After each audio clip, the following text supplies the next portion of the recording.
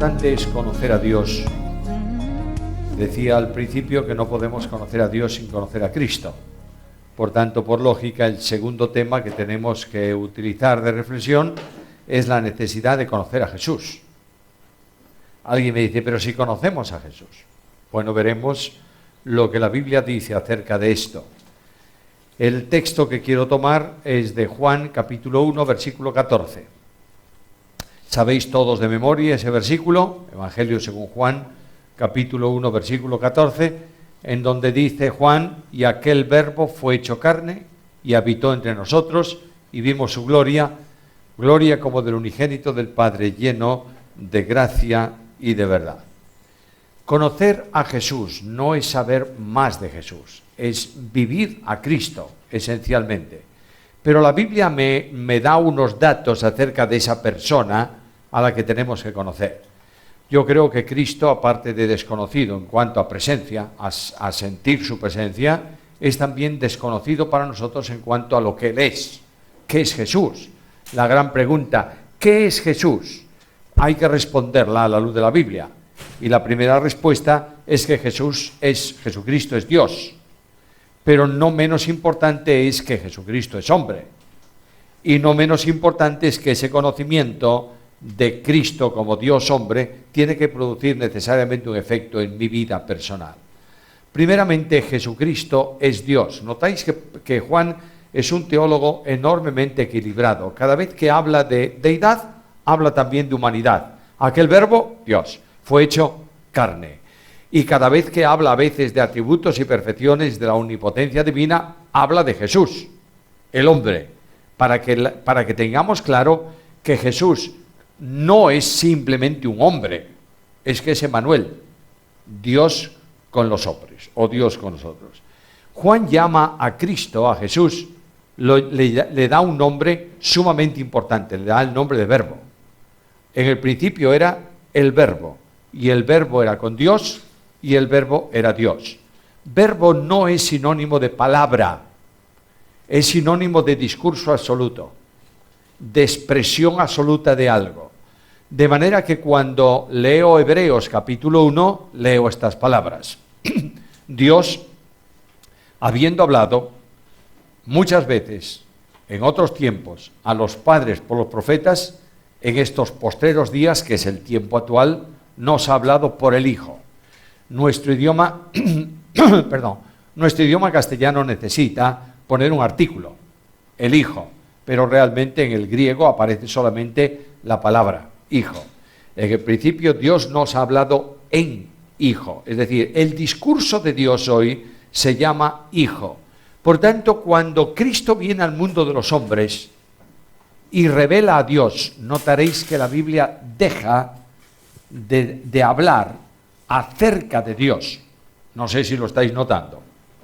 En el Antiguo Testamento, Dios es potente, Dios es omnipotente, Dios es presente, Dios habla acerca de Dios, ¿verdad? En el Nuevo Testamento no tanto, o sea, no hace una revelación nueva acerca de Dios.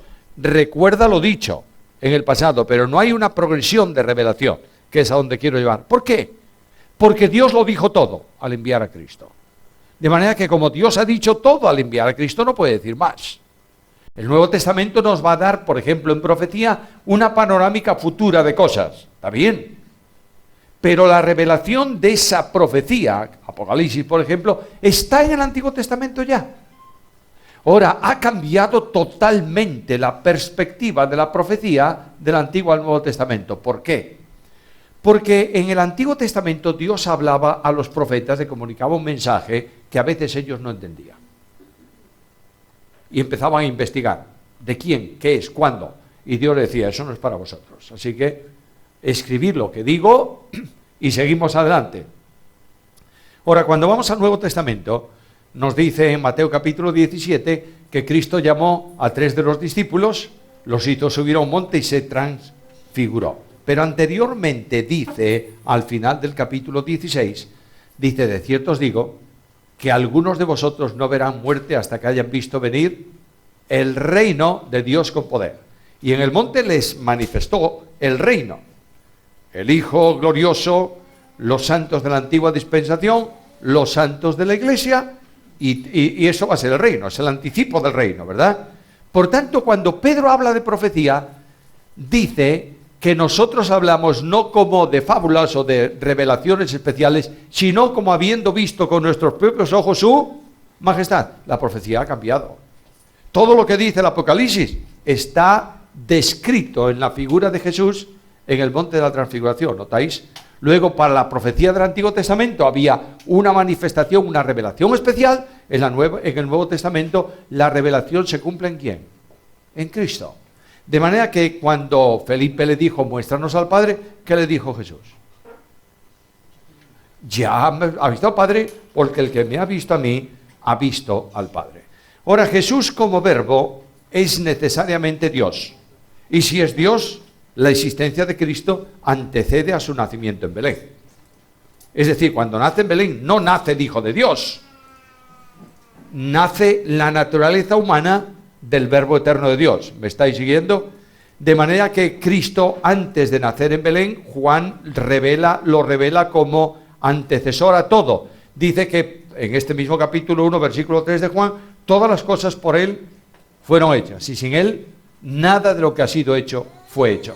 Luego, cuando voy al libro Génesis capítulo 1, a la luz del Nuevo Testamento, por supuesto, y digo, en el principio dijo Dios, sea.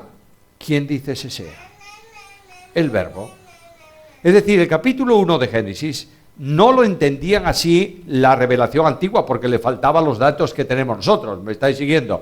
Pero es un capítulo trinitario. De manera que la mente creacional, digamos así, el arquitecto que dibuja el plano de la creación es la mente del Padre. Pero el que expresa la mente del Padre en toda la dimensión, ¿quién es? El Hijo, el Verbo. Tú piensas una cosa, yo pienso una cosa, y lo que yo pienso, lo pienso y lo expreso por medio de palabras. Pongo un ejemplo. Voy a mencionar una palabra. Gato. Estoy pensando en un gato. ¿Ya sabéis en qué pienso? Sí, en un felino, pero yo tengo que decirte, estoy pensando en un gato con mucho pelo. Entonces todos los gatos de poco pelo no están. Estoy pensando en un gato con mucho pelo de color blanco, luego los negros no sirven. Tengo que ir dándote datos y datos y datos para que al final tú sepas más o menos qué en lo que estoy pensando. Y aún así no lo sabrás de todo. ¿Quién sabe lo que yo estoy pensando? Yo. Dios, el Padre, digamos así, expresa el pensamiento del ser divino para crear, ¿verdad? ¿Quién conoce totalmente ese pensamiento? El Hijo. ¿Quién dice sea? No puede decirlo más que el Hijo por una razón, porque nadie conoce lo que piensa Dios más que el Hijo. Y ahora ves en el versículo 3, al Espíritu de Dios que se mueve sobre la faz de las aguas. Luego, como el Espíritu de Dios profundiza y conoce el interior de Dios, ejecuta la creación conforme al pensamiento de Dios. ¿Me estáis siguiendo? De manera que el Hijo de Dios, el Señor Jesucristo, es el creador de todo. Pero especialmente quiero recordaros algo. El primer acto de Dios no fue la creación, sino la planificación de la salvación. ¿Recuerdas lo que dice Pablo en la carta a Timoteo, capítulo 1, versículo 9? Quien nos salvó y llamó con llamamiento santo, no conforme a nuestras obras, sino según su propósito, y la gracia que nos fue dada en Cristo Jesús antes de los tiempos de los siglos. De otra forma, antes que Dios dijese, sea la luz, dijo, sea la cruz. Y Dios después crea, y Dios crea al hombre, pero ya tiene el resultado, mejor dicho, ya tiene el plan no, ya tiene la solución al problema que va a producirse en el hombre. A veces nosotros pensamos que Dios determina salvar porque el hombre cayó. Dios no funciona, no se mueve por condicionantes porque es Dios. ¿Entiendes? Dios no me salva porque yo peco, Dios me salva porque quiere.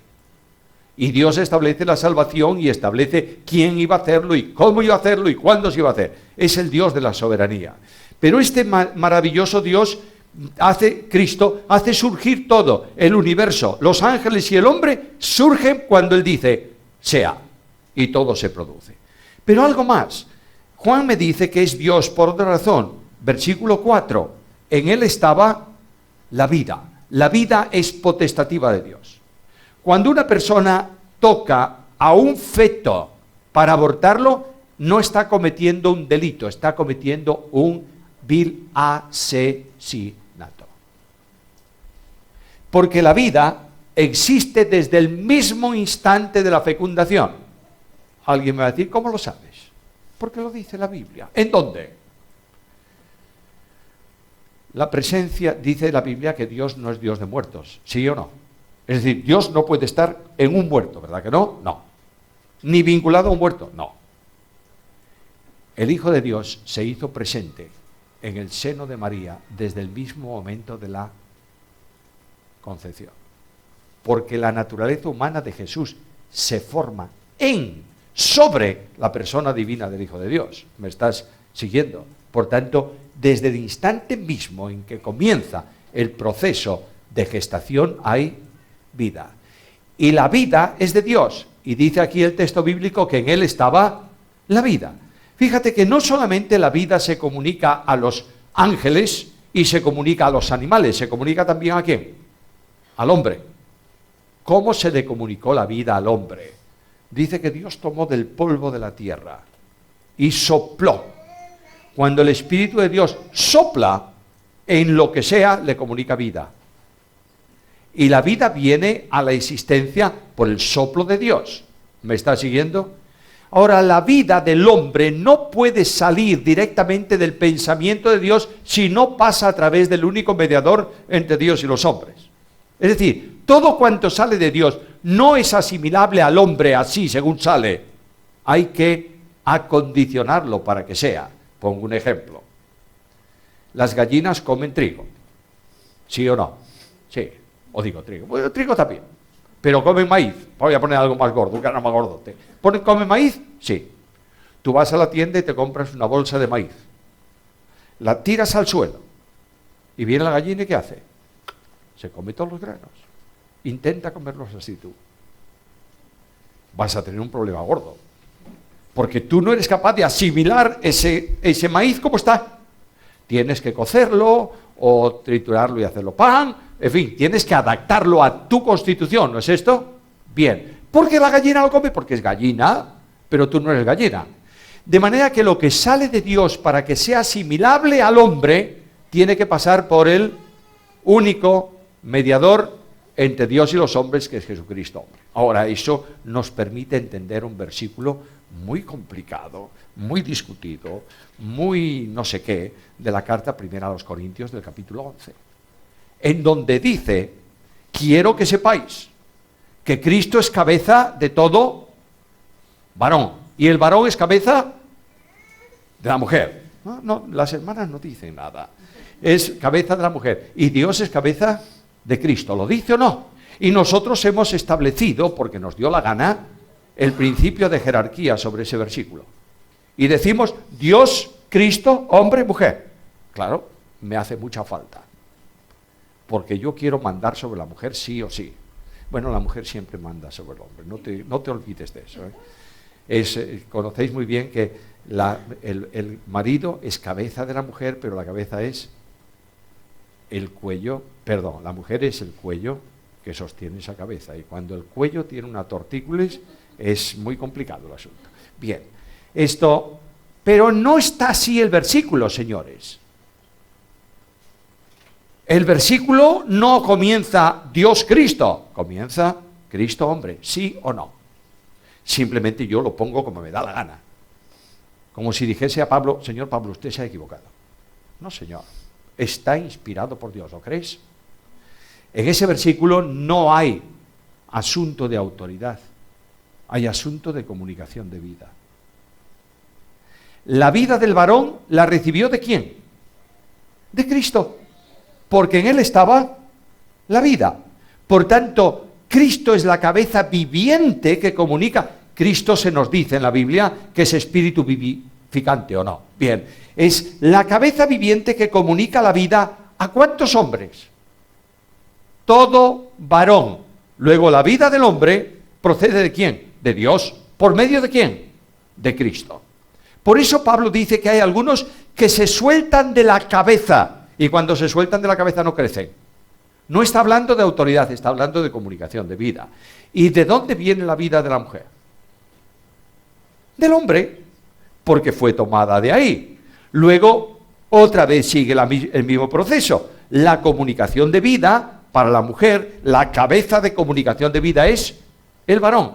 Y la vida de Cristo, en el sentido trinitario incluso, procede de la primera persona, no por origen, sino porque procede. La vida de Dios se comunica de la primera a la segunda y de la primera y segunda a la tercera. ¿Me estáis siguiendo?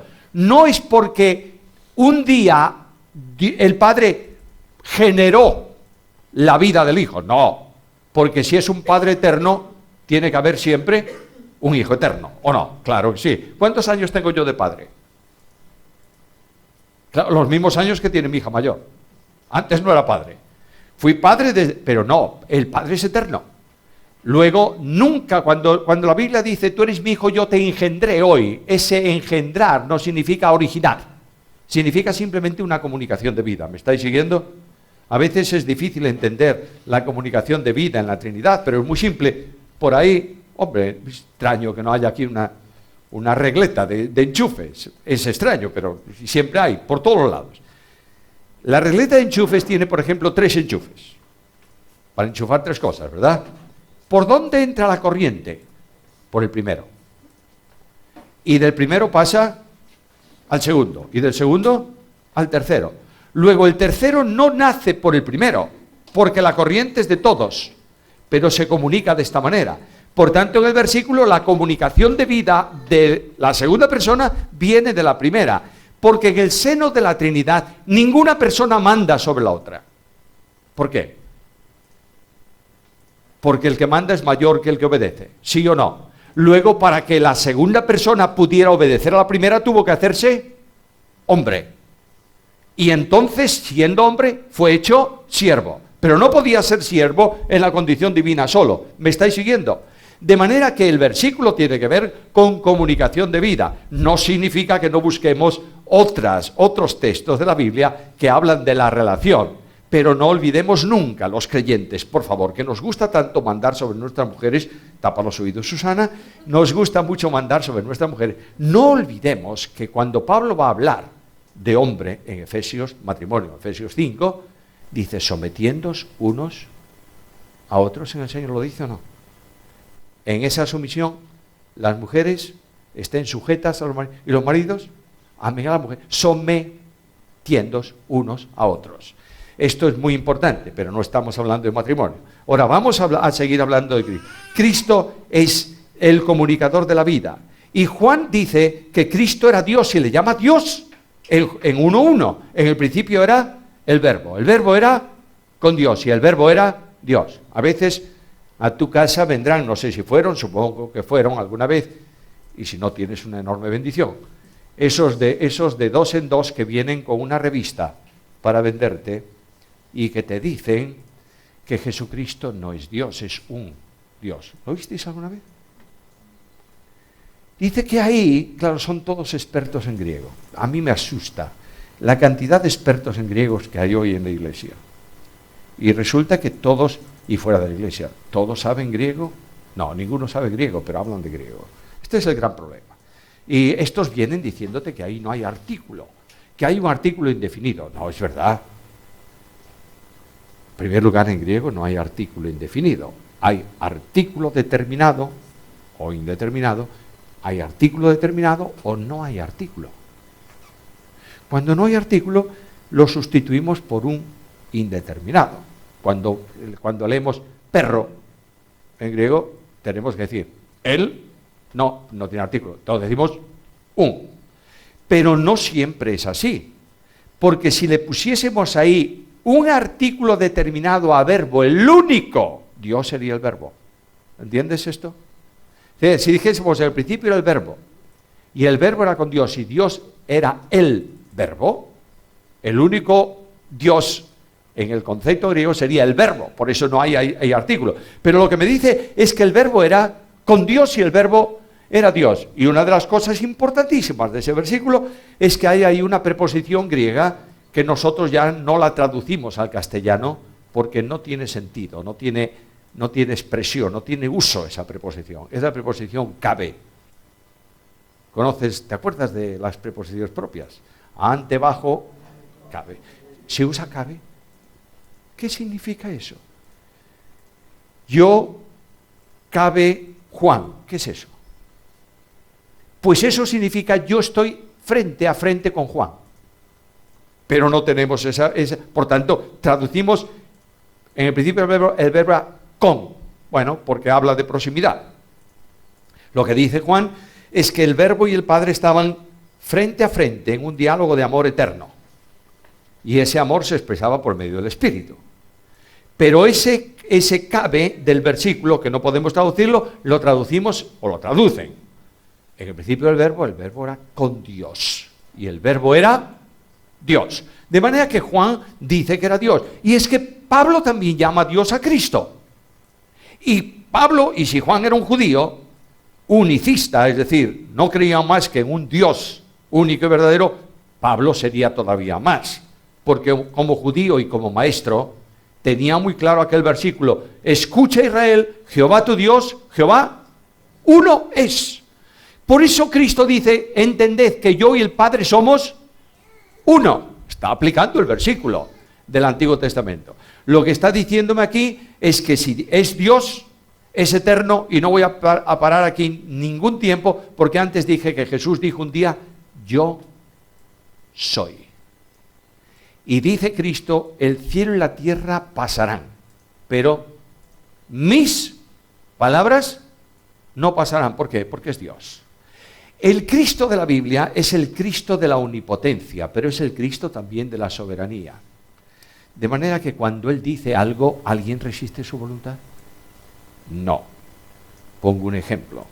A veces nosotros somos muy imaginativos, trasladando historias de la Biblia a nuestro contexto y tratándolas como nos parece mejor. Está Pedro en la barca con los discípulos, el gran temporal, recordáis la historia. Y de pronto, en medio del gran temporal, ahí aparece caminando sobre las aguas, ¿quién? Jesús. Y todos es un fantasma y no sé cuántos, y Cristo, soy yo. ¿Qué es lo que hace Pedro? Pedro es el hombre del hablar rápido,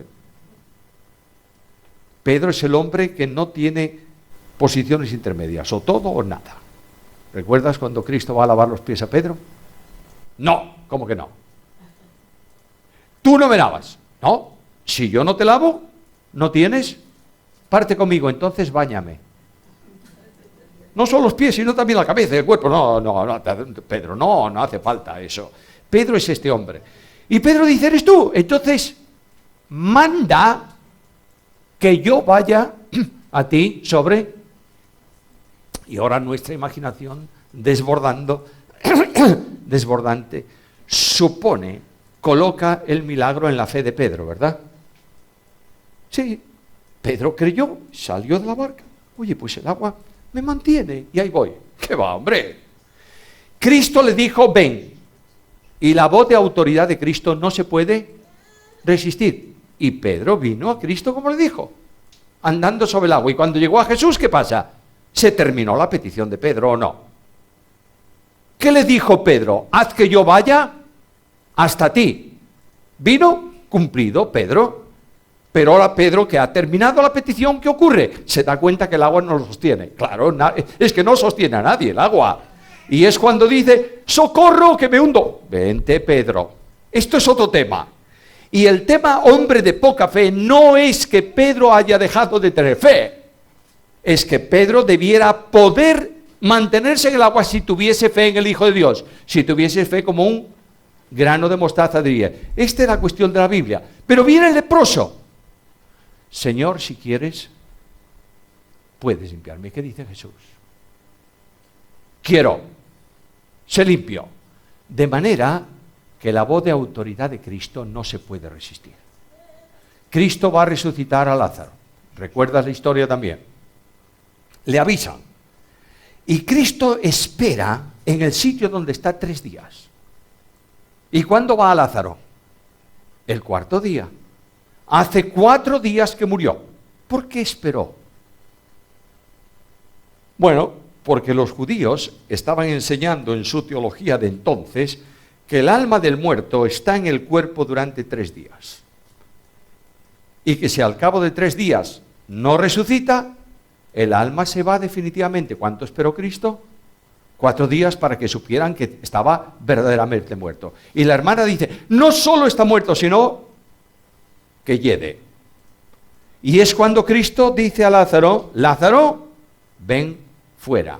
Y la autoridad del Hijo de Dios se manifiesta en su palabra. Hazlo. Lo haces. Es que no puede resistirse, porque es Dios que ordena esta cosa. Ahora, este Dios admirable es también hombre. Notas el versículo. Y aquel verbo fue hecho carne. Cuando habla de carne, Juan utiliza la palabra carne generalmente en un sentido distinto a Pablo. Cuando Pablo habla de carne, generalmente habla de pecado. Manifiestas son las obras de la carne. Cuando Juan habla de carne, habla de limitación. El verbo eterno de Dios se hizo un hombre, se hizo carne y habitó entre nosotros. No es que Dios se posesiona de un bebé. No. Es que Dios se hace bebé. ¿Me estás siguiendo? No es el hombre que se pasa a la condición de Dios, ni Dios que se pasa a la condición de hombre. Es que Dios sigue siendo Dios, pero se hace hombre. Es decir, Jesucristo es una persona con 2 naturalezas. La naturaleza divina que le corresponde eternamente porque siempre es Dios, y la naturaleza humana que fue asumida en el tiempo histórico de los hombres. Escucha a Pablo en Gálatas 4:4. Cuando vino el cumplimiento del tiempo, Dios envió a su Hijo, nacido de mujer. Nosotros tenemos que tener en cuenta que Cristo, en relación con los hombres, es hijo de María, de donde tomó la naturaleza humana. ¿Me está siguiendo? Yo quiero hacerte una pregunta.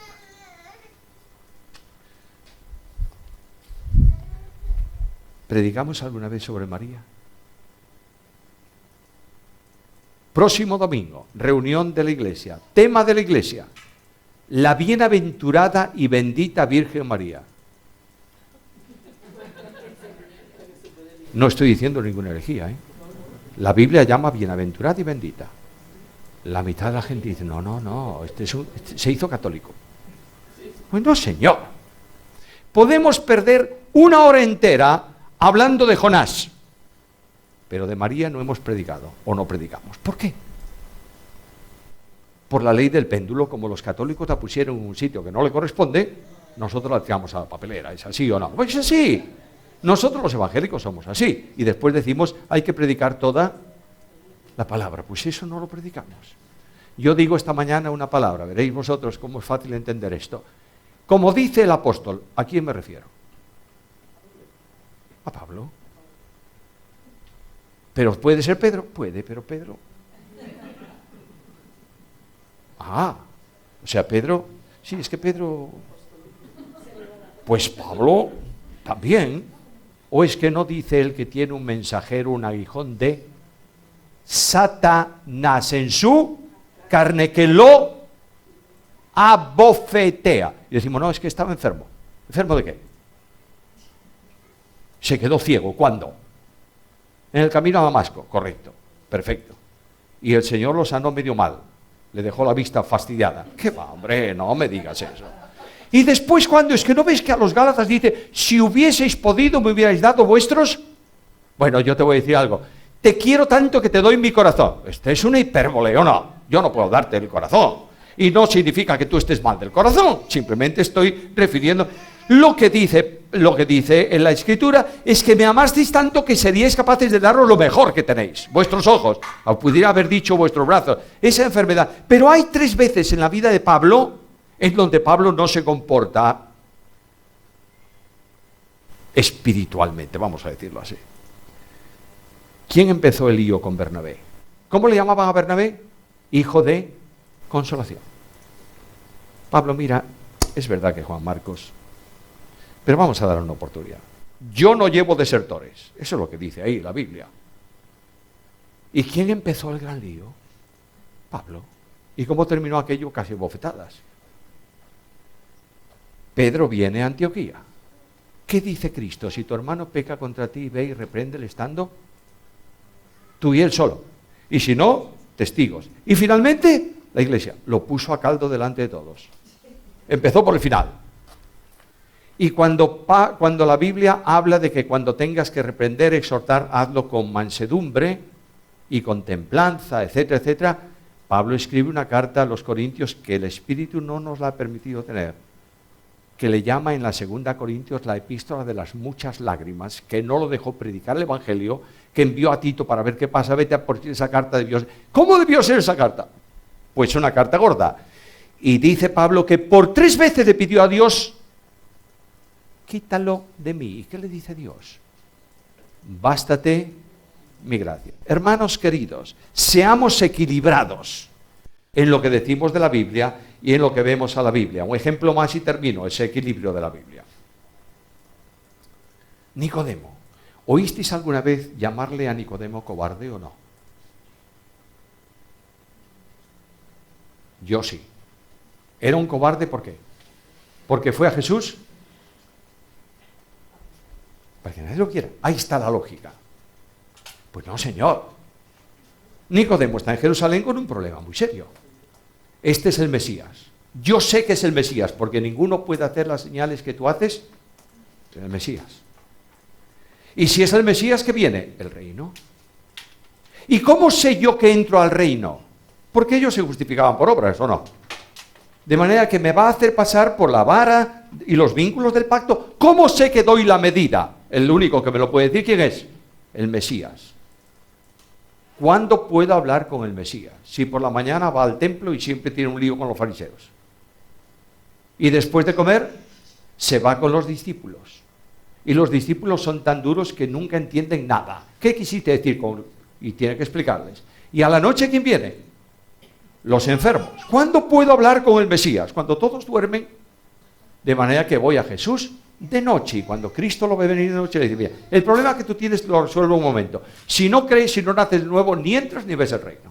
Y ahí tienes el gran diálogo de Jesús con un fariseo que le habla de salvación, a pesar de ser un fariseo. Sorprende que en el capítulo siguiente, capítulo 4, habla de adoración ¿con quién?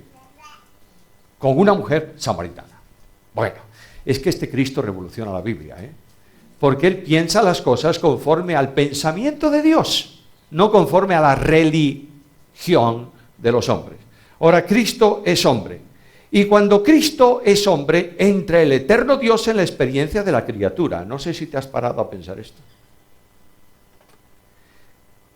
Dios no se humilla cuando se hace hombre. Se humilla cuando se hace siervo. A ver si me seguís. Cuando se hace hombre simplemente se limita. Y se limita voluntariamente al nivel de la criatura. Luego, Jesús, cuando estaba en Jerusalén, no estaba en Judea o no estaba en otro lado, porque es un hombre y tiene un cuerpo de hombre. ¿No es esto? ¿Como Dios estaba en todos los sitios? Claro que sí. Pero de momento vamos a ver esto. Hay una persona divina que tiene 2 naturalezas, que son naturalezas suyas, que esas naturalezas no pueden vivir independientemente de la persona divina. ¿Me estáis siguiendo? La primera es la naturaleza divina. ¿La tiene? ¿La adquirió? No la adquirió nunca. Eternamente la tiene como Dios. Y como Dios cuando dijo, sea, la expresión sale de su naturaleza divina.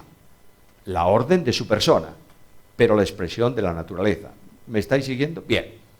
Luego toma una naturaleza humana, haciéndose hombre.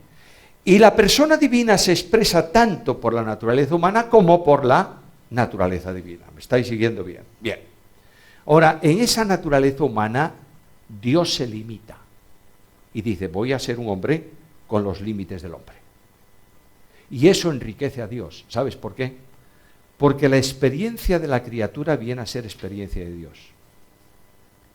Por ejemplo, Dios sabe intelectualmente todas las cosas, ¿no es esto? ¿Dios sabe lo que es el hambre? Sí. ¿Él como Dios la experimenta? No. Pero la sabe intelectualmente. Y cuando un hombre pasa hambre, Dios sabe lo que es pasar hambre, intelectualmente. Pero cuando se hace hombre, el hambre del hombre es hambre de Dios en la naturaleza humana de Jesucristo. Dios, dice la Biblia, no puede ser tentado ni él tienta a nadie. ¿Es verdad? Como Dios. Pero como hombre fue tentado o no. Y dice, tentado en todo conforme a nuestra semejanza, pero sin pecado. Cuando Dios habla del sueño, la Biblia dice que nunca duerme. Y vela siempre sobre su pueblo. ¿Cómo? Como Dios. ¿Pero Cristo se duerme? Claro, cansado del trabajo, se duerme en un barco movido por el temporal. Tenía que estar muy cansado.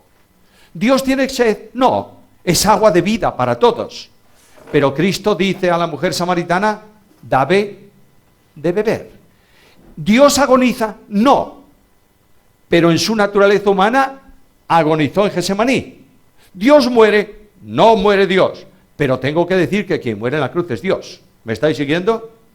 Ahora bien, la experiencia del hombre viene a ser experiencia de Dios. ¿Para qué lo hace? No solo para poder salvarme muriendo por mí en una cruz como hombre. ¿Me estáis entendiendo? Lo hace para poder compadecerse de mí. Compadecer es una palabra que significa padecer junto con. De manera que el Dios de la Biblia, como fue tentado en todo, conforme a mi semejanza, es capaz de compadecerse de los que son tentados. Mirad, esto es emocionante, ¿sabéis? Él entiende mi vida. Y cuando tropiezo y caigo, no me da una patada. Porque sabe que soy polvo. ¿Me estás entendiendo? El Dios de la Biblia restaura. Porque se da cuenta que el hombre es muy limitado y a veces dice tonterías. Pongo el ejemplo de restauración que para mí es más emocionante porque es de un cristiano, de un creyente. La restauración de Pedro. ¿Qué es lo que hizo Pedro? Negó a Jesús. Hizo muchas cosas más. Señor, aunque todos te dejen, yo no. Pedro, me vas a negar. Estoy dispuesto a morir por ti. Pedro, antes que el gallo cante. Y ahí tienes a Pedro. No solo niega, miente. No sé quién es ese hombre. Desprecia.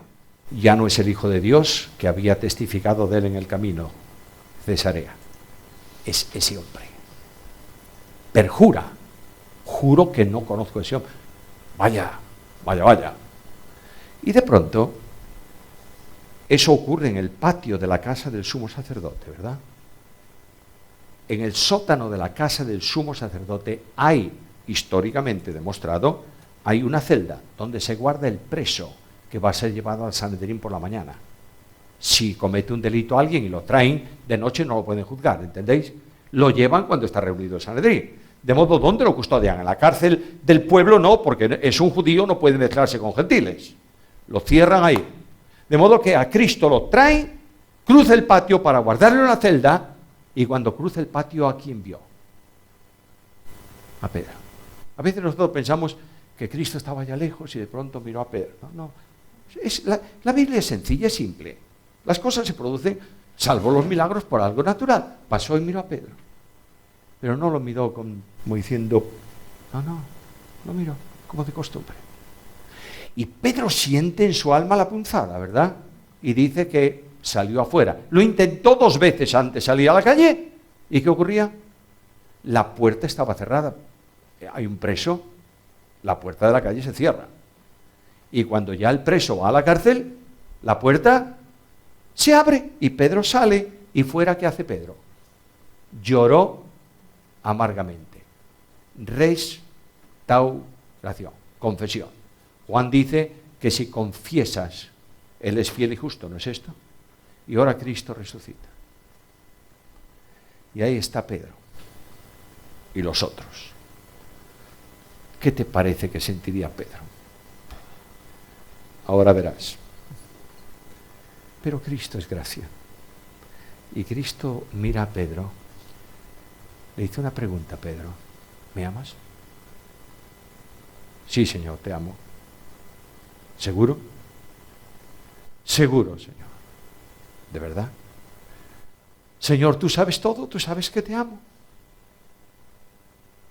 Y solemos decir, que como le negó 3 veces, Cristo le pidió confesión de 3 veces. ¿Es así? No.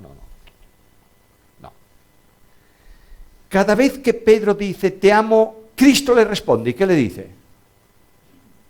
Apacienta mis ovejas. Lo que Cristo estaba diciendo a Pedro es, Pedro, no puedes apacentar mis ovejas si no me amas a mí.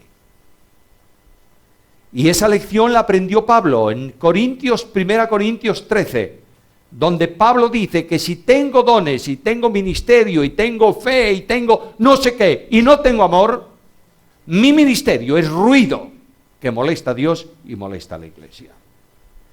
No se te ocurra, no se me ocurra ministrar en la iglesia de Jesucristo sin amor. El Dios de la misericordia, que es Cristo, restaura siempre. A veces en mis tiempos, no sé si pasaba en vuestros tiempos, supongo que sí, ¿verdad? Han puesto a Luis en disciplina. ¿Qué significaba eso? Lo han excomulgado. ¿Y quién era Luis? Pues Luis es un joven de... Bueno, Luis y Antonia. ¿Y quiénes son esos dos? Pues son 2 jóvenes de la iglesia. ¿Y qué pasó? Hicieron lo que no debían. ¿Es pecado? Es pecado. ¿Han confesado su pecado? Porque ¿cómo lo sabes tú? Lo han confesado. ¿Le has preguntado si se habían arrepentido? ¿Y qué te dijeron? Sí. ¿Has orado con ellos? ¿Le has escuchado decir, Señor, confieso que esto no es bueno y he pecado? ¿Lo has oído? Entonces, la disciplina no cabe. La disciplina cabe si tú sabes que lo hicieron y ellos dicen, no quiero saber nada. Entonces, ¿hay que poner disciplina o no? Naturalmente que sí. Ahora, estos 2 pobrecitos vinieron y confesaron su falta, ¿es así? Y el domingo próximo los pongo fuera de comunión delante de ¿cuántos? De toda la iglesia. He destruido 2 vidas. ¿He edificado la iglesia? No. ¿Lo hubiera hecho Cristo? No. Lo hago yo. Porque yo quiero dar un golpe de efecto, sobre todo para continuar teniendo autoridad sobre la iglesia. Aplicar una disciplina a uno que ha confesado su pecado es un pecado. ¿Entiendes esto? Y a pecado privado, disciplina privada. No des a la congregación alimento de miserias. Dale palabra de Dios que lo edifique. Y explícale a la iglesia que hay que restaurar al caído. Ahora, ¿qué conocimiento produce Cristo en mi vida? Y siento que me estoy alargando y estoy destrozando el programa del tiempo. Termino. Vimos su gloria como del unigénito del Padre. ¿Qué más? Lleno de gracia y de verdad. Lo que impactó a Juan de Cristo no fueron los milagros. Bueno, sin duda los milagros impactaron a Juan. ¿Qué no? Si yo veo a un hombre, hijo de Dios, por supuesto, que se levanta en un barco y dice al mar embravecido, calla, o al viento calla y al mar enmudece, y queda todo plano, digo, qué barbaridad. Hablo de eso 20 años, claro. Y si veo decirle a un muerto, sal, impacto. No, lo que le impactó a Juan fue la transfiguración, la gloria impresionante de Dios. No, Juan dice lo que le impactó. Vimos su gloria, como del unigénito del Padre, lleno de gracia y de verdad. Todo ministro que conoce a Cristo es un hombre lleno de gracia. Toda persona que vive a Cristo vive en la gracia. Todo maestro que enseña Biblia enseña la gracia. La gracia forma parte esencial de la vida de Jesús. ¿A quién se acercaba Jesús? A los parias de la vida, publicanos y pecadores, la escoria de la sociedad. Aquellos fariseos no se acercaban a ellos porque los contaminaba, ¿entiendes? Escucha lo que dice el profeta en la antigüedad. apártate de mí que soy más santo que tú. Esto lamentablemente pasa hoy en el mundo evangélico, ¿sí o no? Con estos no puedo tener trato, porque mira cómo son.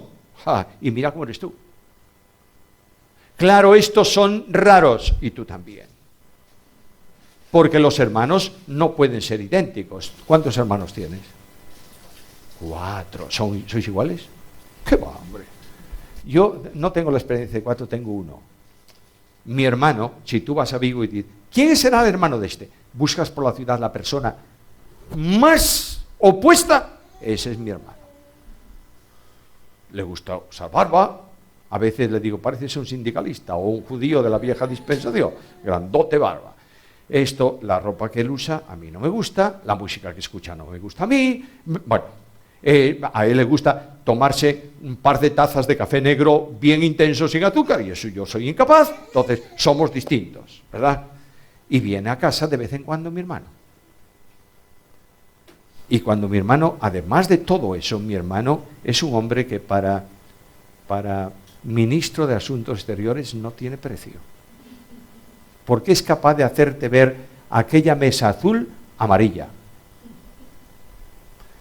Y entonces cuando se sienta a hablar conmigo, casi siempre saca un tema que sabe que vamos a terminar discutiendo. Oye, buenamente, no a bofetadas, pero discutiendo.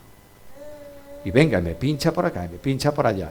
Y cuando yo ya estoy muy cansado de la discusión, le digo, bueno, terminó, a tu casa. Y le dice a Susana, ¿ves? Ya me echa, no me quiero oír, ya me echa. Bueno, te echo, a casa.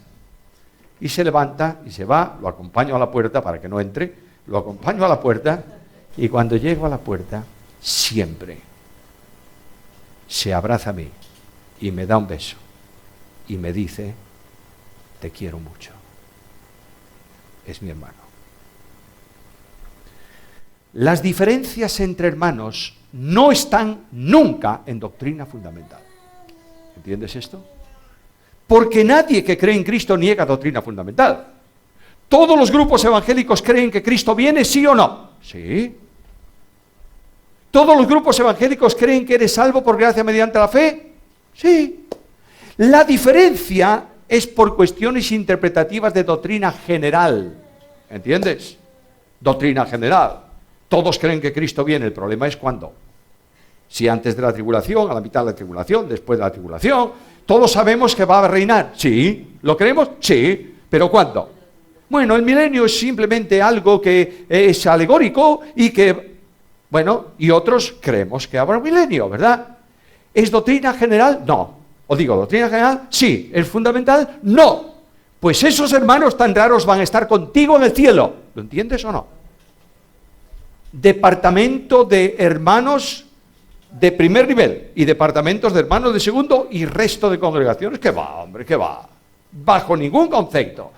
El conocimiento de Cristo me trae como consecuencia que cada persona que ha sido salva por gracia mediante la fe es mi hermano en Cristo y estamos en Cristo. ¿Lo entiendes o no? Porque Cristo no vino a fundar iglesias, vino a establecer su iglesia. Y esa iglesia es muy extraña, muy diversa. Y unos cantan de una manera y otros de otro, y otros tienen un culto de una forma y otros de otro. Pero todos estamos en Cristo, ¿verdad? Y formamos una unidad en el Señor. Y decimos, qué fantástico va a ser el cielo. Hoy vendrá a recogernos y estaremos para siempre con Jesús. ¿Por qué no lo haces en la tierra? ¿Por qué esperar al cielo si puedes ya empezar a disfrutar del cielo? ¿En la tierra por qué no? No, en la tierra no. Bueno, habrá que pasar por purgatorio algunos de ellos para que limpien sus abrojos y tienen... No, hombre, no. Dios me hace vivir en la gracia. ¿Y qué más? Vimos su gracia, su vida llena de gracia y de verdad. Fidelidad.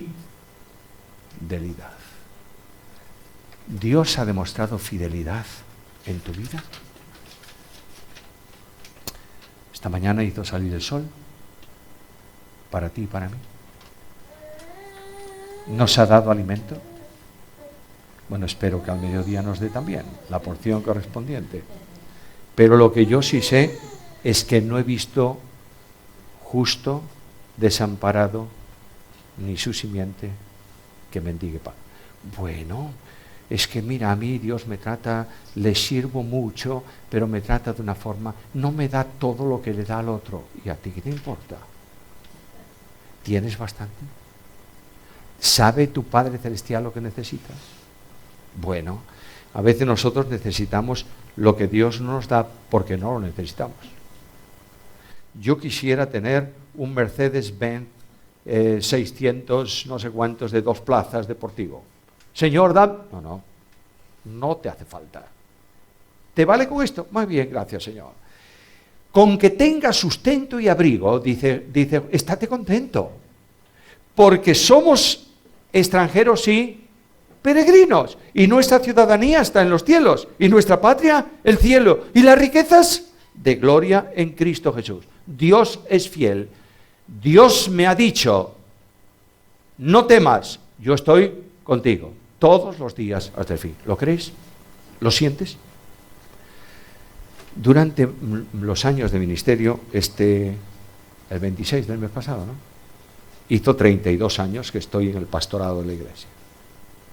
En 32 años he pasado por maduras y por duras.